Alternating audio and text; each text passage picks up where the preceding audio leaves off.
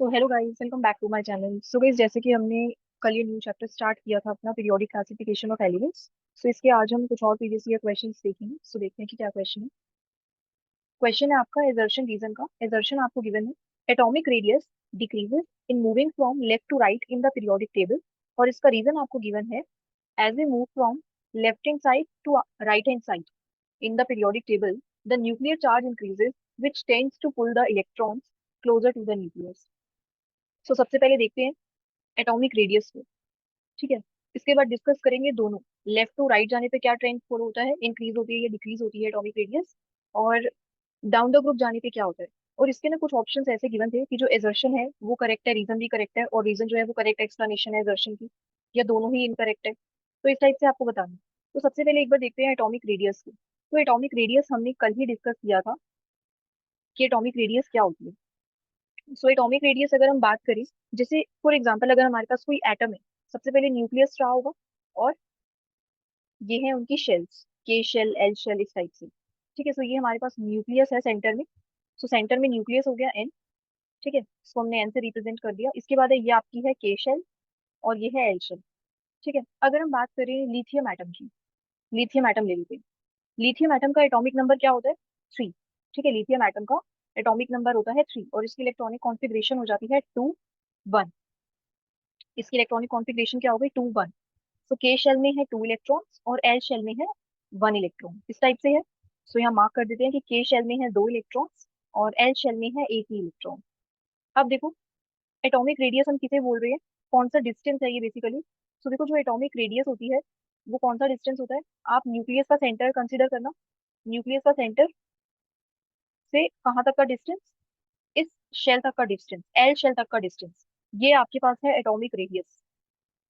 तो हमने centre of the nucleus से कहाँ तक लिया डिस्टेंस, एल शेल तक का। इस डिस्टेंस को हम क्या कह रहे हैं, r, atomic radius, small r से हम इसको रिप्रेजेंट करते हैं। ठीक है, तो ये हो गई आपके पास एटॉमिक रेडियस। अब ऐसे एक बार ना हाइड्रोजन एटम पर आते हैं, इसी टाइप से हम हाइड्रोजन एटम का भी देखते हैं। ये हो गया आपके पास लिथियम एटम, और इससे पहले हम देखते हैं कि हाइड्रोजन एटम का कैसे होता है। सो हाइड्रोजन एटम का एटॉमिक नंबर होता है 1, और एक ही इलेक्ट्रॉन रहता है। तो इस टाइप से कुछ हो जाएगा इसका स्ट्रक्चर। ये न्यूक्लियस हो गया, ये के शेल हो गई। ठीक है, और के शेल में कितने इलेक्ट्रॉन्स प्रेजेंट है? एक ही इलेक्ट्रॉन प्रेजेंट है। तो ये के शेल हो गई, और यहाँ पर एक ही इलेक्ट्रॉन प्रेजेंट है। अब कौन सा डिस्टेंस हो गया, अब हमें बताना हो कि एटॉमिक रेडियस कौन सी है। तो ये कौन सा डिस्टेंस हो जाएगा, फिर से आप क्या कंसीडर करोगे, सेंटर कंसीडर करोगे। न्यूक्लियस का सेंटर ये रहा। ठीक है, ये न्यूक्लियस है हमारे पास, और इसका सेंटर हो गया ये। और कहाँ तक का डिस्टेंस, के शेल तक का डिस्टेंस, इसे हम आर कह रहे हैं। सो आप देख रहे हो, आर हम किसे कह रहे हैं। सो आर हम एक तो सेंटर ऑफ द न्यूक्लियस से, लिथियम एटम में लिया हमने एल शेल तक का डिस्टेंस, और यहाँ हम ले रहे हैं के शेल तक का। अब ऐसा इसलिए बिकॉज एटॉमिक रेडियस हमारी क्या होती है, एटॉमिक रेडियस होती है कि सेंटर आपको लेना है न्यूक्लियस का, और आपको कौन सी शेल तक का डिस्टेंस लेना है, जिस शेल में आउटर मोस्ट इलेक्ट्रॉन प्रेजेंट होगा, उस शेल तक का आप डिस्टेंस कंसिडर करोगे, उसे हम एटॉमिक रेडियस बोल रहे हैं। सो देखो, आउटर मोस्ट इलेक्ट्रॉन कौन से शेल में प्रेजेंट है, अगर हम लिथियम की बात करें तो एल शेल में प्रेजेंट है आउटर मोस्ट इलेक्ट्रॉन। ये है आपका outer most electron lithium atom का। और अगर हम हाइड्रोजन एटम में बात करें, तो हाइड्रोजन एटम में सिर्फ एक ही इलेक्ट्रॉन प्रेजेंट है के शेल में, तो ये इसका आउटर मोस्ट इलेक्ट्रॉन भी हो गया। ठीक है, तो ये हो गया इसका आउटर मोस्ट इलेक्ट्रॉन, ये हो गया आउटर मोस्ट इलेक्ट्रॉन। और यहाँ पर अब आप देख सकते हो, अब कौन सा डिस्टेंस हमें कंसिडर करना है, के शेल तक का ना, बिकॉज आउटर मोस्ट इलेक्ट्रॉन कहाँ प्रेजेंट है, के शेल में। तो अब ये हो गया आर। ठीक है, ये हमने हाइड्रोजन एटम का देख लिया, लिथियम एटम का देख लिया। अब एक बार हीलियम एटम का देखते हैं। हीलियम एटम का, सो हीलियम एटम का एटॉमिक नंबर होता है 2, और इसका के शेल जो होता है वो कम्प्लीटली फिल्ड होता है। ठीक है, इसका जो के शेल है वो कम्प्लीटली फिल्ड है। ये न्यूक्लियस है एन, ये हो गया के शेल, और इस के शेल में कितने प्रेजेंट है, 2 इलेक्ट्रॉन। ठीक है, इस टाइप से इलेक्ट्रॉन्स प्रेजेंट है के शेल में। अब देखो जरा, यहाँ पर कौन सा डिस्टेंस हो जाएगा एटॉमिक रेडियस की अगर हम बात करें, तो ये सेंटर, और इस सेंटर से के शेल तक का डिस्टेंस, इसे हम कह रहे हैं आर। ठीक है, सो ये हो गया आपके पास क्या, एटॉमिक रेडियस। अब हमें क्या बताना था, atomic radius decreases in going from left to right in the periodic table. ठीक है, तो एक बार जरा देखते हैं। इससे पहले हम एक बार डिस्कस करते हैं अपनी मॉडर्न पीरियोडिक टेबल की, यहाँ से थोड़ा सा आइडिया लेते हैं। सो देखो जरा, यहाँ पर सबसे पहला आइटम कौन सा प्रेजेंट है, हाइड्रोजन। ठीक है, यहाँ पर कौन सा आइटम प्रेजेंट है, हाइड्रोजन। और नेक्स्ट अगर आप देखो, यहाँ पर कौन सा प्रेजेंट है? Helium. So hydrogen, helium. Hydrogen के वैलेंस शेल में और आउटर मोस्ट शेल में कितने इलेक्ट्रॉन्स प्रेजेंट रहते हैं? 1। और हीलियम में कितने इलेक्ट्रॉन्स प्रेजेंट रहते हैं आउटर मोस्ट शेल में? 2 इलेक्ट्रॉन्स। लिथियम की बात करें तो लिथियम में कितने प्रेजेंट रहते हैं? आउटर मोस्ट शेल में एक ही इलेक्ट्रॉन रहता है। और बेरिलियम में अगर हम बात करें तो बेरिलियम के आउटर मोस्ट शेल में कितने इलेक्ट्रॉन्स रहने चाहिए? इसका एटॉमिक नंबर है 4। ठीक है, एटॉमिक नंबर 4 है तो इसकी इलेक्ट्रॉनिक कॉन्फ़िगरेशन हो जाएगी 2 2। इस टाइप से के शेल में भी 2 इलेक्ट्रॉन्स और एल शेल में भी 2 इलेक्ट्रॉन्स। अब देखो यहाँ पर इसके वैलेंस शेल मीन्स इसकी आउटर मोस्ट शेल ही तो है ना वैलेंस शेल। सो कितने इलेक्ट्रॉन्स प्रेजेंट हैं? 2। 2 इलेक्ट्रॉन्स। इधर बोरोन पर आओ। बोरोन का एटॉमिक नंबर है 5 और इसकी इलेक्ट्रॉनिक कॉन्फ़िगरेशन हो जाएगी 2 3। कितने इलेक्ट्रॉन्स प्रेजेंट है के शेल एल शेल में? आउटर मोस्ट शेल में 3।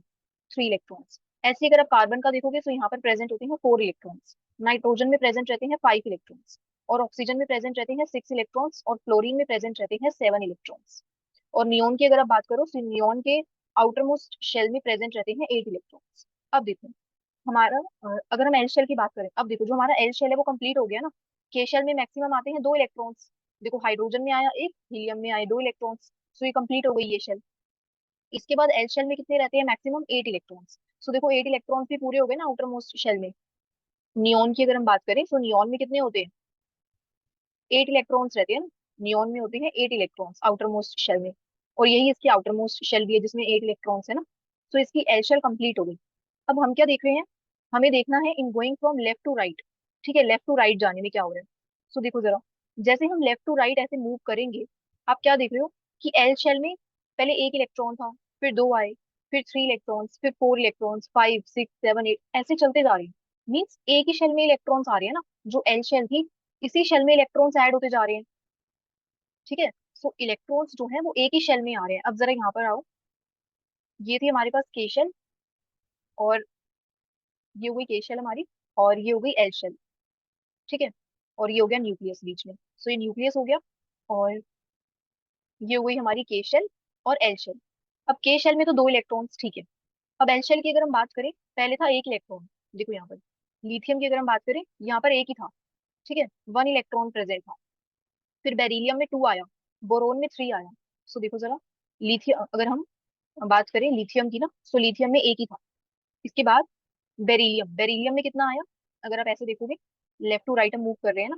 Lithium, beryllium, boron, carbon, nitrogen, oxygen, fluorine और नियोन। अब देखो जरा, लिथियम में कितने प्रेजेंट है? एक। अब बेरिलियम में कितने प्रेजेंट हो गए? 2। बोरोन में 3, कार्बन में 4। आप क्या देख रहे हो कि जो इलेक्ट्रॉन्स हैं वो सेम शेल में ऐड होते जा रहे हैं। अब देखो सेम शेल में ऐड होने हो रहे हैं, इट मीन्स देखो अब यहाँ पर ना 2 चीजें हैं जो एटॉमिक रेडियस को अफेक्ट करती हैं। देखो एटॉमिक रेडियस हमने ये देखा था ना, ये डिस्टेंस होता है आउटर मोस्ट शेल से सेंटर ऑफ द न्यूक्लियस में। अगर हम इन सब एटम्स की बात करें लिथियम से नियोन तक, तो इन सबकी आउटर मोस्ट शेल सेम ही तो है। एल शेल ही तो है ना outermost shell. Number of electrons अलग है, बट एल शेल जो आउटर मोस्ट शेल जिसमें इलेक्ट्रॉन प्रेजेंट है वो सेम ही है ना। ठीक है, जिसमें लास्ट इलेक्ट्रॉन प्रेजेंट है वो शेल सबके लिए सेम है। अगर हम लेफ्ट से राइट मूव करें ग्रुप में, अगर हम डाउन द ग्रुप मूव करें, डाउन द ग्रुप जाने पे आप देख सकते हो कि जो शेल्स हैं वो इंक्रीज होती हैं। जैसे एल शेल के बाद एन शेल में आएगा इलेक्ट्रॉन, फिर उसके बाद एन में आएगा। बट अगर हम पीरियड में मूव करें in a period from left to right, ठीक है, सो यहाँ पर जो शेल है वो सबके लिए सेम है, सारे एटम्स के लिए एल शेल ही है। बट जो नंबर ऑफ इलेक्ट्रॉन्स है वो इंक्रीज या डिक्रीज कर रही है। ठीक है। ठीक है, अब देखो 2 फैक्टर्स हैं यहाँ पर जो अफेक्ट करते हैं इस एटॉमिक रेडियस को। 2 फैक्टर्स कौन कौन से हैं अगर हम देखें, तो फर्स्ट फैक्टर है हमारे पास। अगर हम फर्स्ट फैक्टर की बात करें तो पहला फैक्टर होता है न्यूक्लियर चार्ज। और इससे भी टू बी मोर स्पेसिफिक अगर हम कहें इफेक्टिव न्यूक्लियर चार्ज। देखो न्यूक्लियर चार्ज तो इंक्रीज कर ही रहा है ना। जो न्यूक्लियस का चार्ज है वो इंक्रीज कर रहा है। देखो जितने भी, जैसे अगर आपके पास फॉर एग्जांपल अगर लिथियम एटम अगर आपने लिया है, तो जितने इलेक्ट्रॉन्स आप आउटर मोस्ट शेल में या जितने इलेक्ट्रॉन्स आप एटम में ऐड कर रहे हो उतना न्यूक्लियस का चार्ज बढ़ रहा है ना। मीन्स उतने प्रोटॉन भी तो एक्स्ट्रा ऐड हो रहे हैं। जैसे 1 इलेक्ट्रॉन ऐड किया सो 1 प्रोटॉन आ गया, 1 इलेक्ट्रॉन और ऐड करेंगे सो 1 प्रोटॉन और आ जाएगा, थर्ड इलेक्ट्रॉन ऐड किया 1 प्रोटॉन और आ गया। तो इस टाइप से प्रोटॉन का नंबर भी तो इंक्रीज हो रहा है ना। और अगर प्रोटॉन का नंबर इंक्रीज हो रहा है इट मीन जो इफेक्टिव न्यूक्लियर चार्ज है, 2 होते हैं आपके पास टर्म्स। एक होती है फर्स्ट न्यूक्लियर चार्ज। ये न्यूक्लियर चार्ज आपका ना ओवरऑल बताता है कि ओवरऑल जो न्यूक्लियस पे चार्ज है वो तो इंक्रीज हो ही रहा है। इफेक्टिव न्यूक्लियर चार्ज हम किसे कह रहे हैं? इफेक्टिव न्यूक्लियर चार्ज ये वो चार्ज है आपका, देखो इफेक्टिव न्यूक्लियर चार्ज यहाँ से देखो, ये वो चार्ज है जो आउटर मोस्ट शेल, मतलब जिसमें इलेक्ट्रॉन प्रेजेंट है, ठीक है, आउटर मोस्ट शेल में जितने इलेक्ट्रॉन एक्सपीरियंस कर रहे हैं ना, ये वो चार्ज है। ठीक है, जैसे यहाँ पर अगर फॉर एग्जांपल अगर एल शेल है, आउटर मोस्ट शेल, अगर यहाँ पर 4 इलेक्ट्रॉन प्रेजेंट है और यहाँ पर 4 प्रोटॉन प्रेजेंट होंगे, ठीक है, तो यहाँ पर जो एल शेल इन प्रोटॉन्स की वजह से आप कह सकते हो जो फोर्स एक्सपीरियंस कर रही है, इसको हम कह रहे हैं इफेक्टिव न्यूक्लियर चार्ज। ठीक है, सो इफेक्टिव न्यूक्लियर चार्ज आपका जो है इंक्रीज हो रहा है जैसे जैसे नंबर ऑफ इलेक्ट्रॉन इंक्रीज हो रही है। तो देखो लिथियम एटम में अगर हम बात करें, यहाँ पर था 1 इलेक्ट्रॉन, बेरिलियम में आया 2 आउटर मोस्ट शेल में इलेक्ट्रॉन्स, बोरोन में 3 आए, कार्बन में 4 आए, नाइट्रोजन में 5, इस टाइप से इंक्रीज हो रहे थे। सो इस टाइप से आप देख सकते हो कि जो आउटर मोस्ट शेल पर इफेक्टिव न्यूक्लियर चार्ज था वो भी इंक्रीज हो रहा था। ठीक है, जो ये फोर्स था, ये देखो ये न्यूक्लियस है, ये के शेल है और ये एल शेल है। अब देखो जरा यहाँ पर, ये इस टाइप से हमारे पास प्रेजेंट है। अभी हम इसको कह रहे थे ना कि एटॉमिक रेडियस आ रही है लिथियम एटम के लिए, ये लिथियम एटम हो गया 3 इलेक्ट्रॉन्स। सो यहाँ पर अब देखो आउटर मोस्ट शेल से सेंटर ऑफ न्यूक्लियस तक का डिस्टेंस। अब जैसे जैसे देखो इफेक्टिव न्यूक्लियर चार्ज इंक्रीज होगा, मींस देखो जितने ज्यादा इलेक्ट्रॉन आ जाएंगे, जैसे अगर हम बेरिलियम की बात करें, तो जैसे जैसे नंबर ऑफ इलेक्ट्रॉन इंक्रीज कर रहे हैं, नंबर ऑफ प्रोटॉन्स भी उतने ही इंक्रीज कर रहे हैं। सो इस वजह से जो इफेक्टिव न्यूक्लियर चार्ज है वो इंक्रीज हो रहा है। ठीक है, आउटर मोस्ट शेल में जितने ज्यादा नंबर ऑफ इलेक्ट्रॉन्स आएंगे, उतना ज्यादा फोर्स ऑफ अट्रैक्शन लगेगा ना, यहाँ पे जो प्रोटॉन्स है वो इस शेल पर, इस आउटर मोस्ट शेल पर क्या लगाएंगे, फोर्स लगाएंगे और इस शेल को थोड़ा सा डिक्रीज कर देंगे। इसका जो आप डिस्टेंस देखोगे जो आर है, वो डिक्रीज होता चला जाएगा इस टाइप से। ये जो शेल है ये अंदर की तरफ आए इस टाइप से। सो जितने ज्यादा आपके इलेक्ट्रॉन्स होंगे उतना ज्यादा ही आप कह सकते हो कि फोर्स ये लगाएगा न्यूक्लियस इस आउटर मोस्ट शेल के ऊपर, जितने ज्यादा नंबर ऑफ इलेक्ट्रॉन्स प्रेजेंट होंगे। एक तो ये हो गया। अब एक इफेक्ट आपका कौन सा वर्क कर रहा है, एक हमने इफेक्टिव न्यूक्लियर चार्ज देख लिया।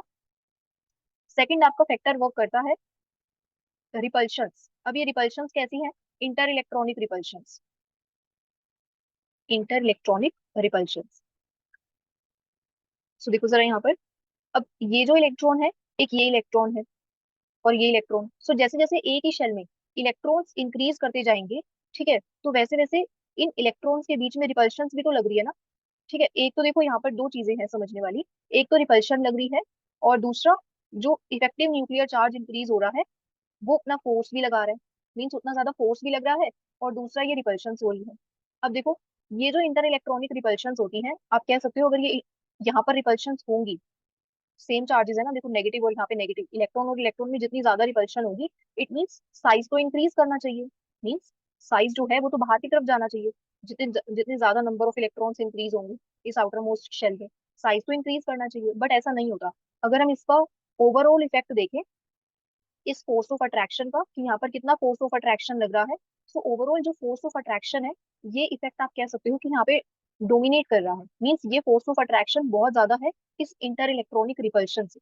इंटर इलेक्ट्रॉनिक रिपल्शन हो रही है नो डाउट, बिकॉज यहाँ पे नंबर ऑफ इलेक्ट्रॉन्स इंक्रीज हो रहे हैं, एक ही शेल में आप इतने सारे इलेक्ट्रॉन्स लेके आ रहे हो, तो जितने ज्यादा इलेक्ट्रॉन्स लेकर आओगे, देखो इस टाइप से अगर हम मूव करेंगे 1 2 3 4 5 6 7 8, सो यहाँ देखो आउटर मोस्ट शेल में इलेक्ट्रॉन्स इंक्रीज हो रहे हैं, इंटर इलेक्ट्रॉनिक रिपल्शन हो रही है, बट आप ये कह सकते हो कि जो डोमिनेट करेगा इफेक्ट वो कौन सा है, ये जो फोर्स वाला है, जो ये न्यूक्लियस फोर्स लगा रहा है इस आउटर मोस्ट शेल पे, वो काफी ज्यादा है इस इंटर इलेक्ट्रॉनिक रिपल्शन से।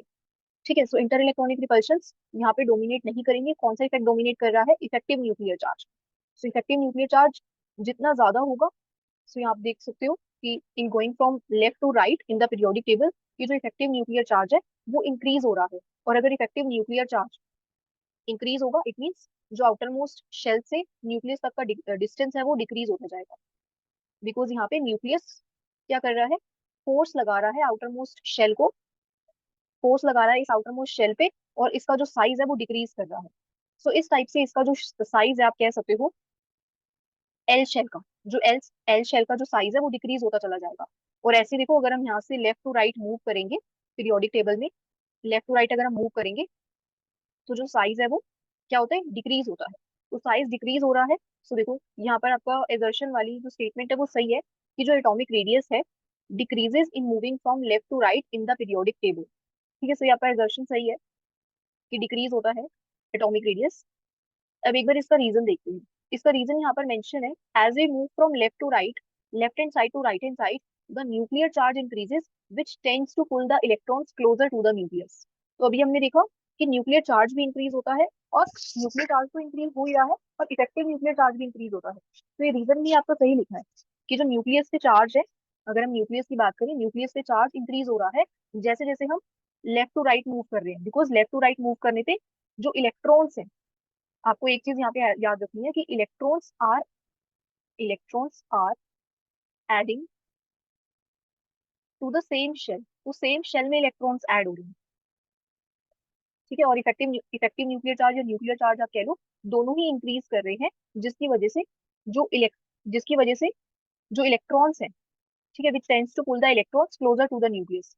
सो ये जो के शेल का आप कह सकते हो जो डिस्टेंस है, मीन सेंटर ऑफ न्यूक्लियस से जो एल शेल तक का डिस्टेंस था, वो डिक्रीज करेगा। ये शेल आप देखोगे अंदर की साइड आई, ठीक है, सो ये बाहर की साइड नहीं जाएगी। तो ये एल शेल का आप कह सकते हो जो डिस्टेंस है, जो एटॉमिक रेडियस है सेंटर ऑफ न्यूक्लियस से एल शेल तक, जो एटॉमिक रेडियस है वो डिक्रीज हो रही है। सो ये तो था आपके पास कि in moving from left to right. अब देखो, अगर हम ग्रुप में बात करें, अगर हम डाउन द ग्रुप मूव करते हैं, तो डाउन द ग्रुप मूव करने पर क्या होता है? तो डाउन द ग्रुप हम इतना देख लेते हैं कि जैसे हाइड्रोजन है ना, इसके पास है एक शेल, ये न्यूक्लियस, और ये एक शेल, के शेल। अब लिथियम के पास कितनी है? ये न्यूक्लियस है, ये के शेल है, दो इलेक्ट्रॉन्स, और ये एल शेल है। सो नंबर ऑफ शेल्स आप देख रहे हो कि डाउन द ग्रुप क्या हो रही है, जो नंबर ऑफ शेल्स है वो इंक्रीज होती जा रही है। तो देखो, जितनी ज्यादा शेल्स इंक्रीज होती जाएंगी डाउन द ग्रुप, जो सेंटर से न्यूक्लियस तक का, और ये जो आउटर मोस्ट इलेक्ट्रॉन प्रेजेंट है जिस ऑर्बिट में, ठीक है, सो वहां तक का जो डिस्टेंस है वो इंक्रीज कर रहा है ना। तो आपको क्या देखना है कि जो सेंटर ऑफ द न्यूक्लियस से ये जो लास्ट शेल जिसमें इलेक्ट्रॉन प्रेजेंट रहेगा, वहां तक का जो डिस्टेंस है वो इंक्रीज करता जा रहा है, जैसे जैसे नंबर ऑफ शेल्स इंक्रीज कर रही है। बट पीरियड में क्या होता है, अगर हम पीरियड में मूव करें लेफ्ट टू राइट, तो यहाँ पर शेल एक ही है, एक ही शेल में हम इलेक्ट्रॉन्स जो है और ज्यादा ऐड करते जा रहे हैं जैसे जैसे हम लेफ्ट टू राइट मूव कर रहे हैं। सो इस वजह से एटॉमिक रेडियस यहाँ पे डिक्रीज हो रहा है। ठीक है, सो ये था आपको क्वेश्चन वाइज आज का। So that's all guys for today. Thank you so much for watching.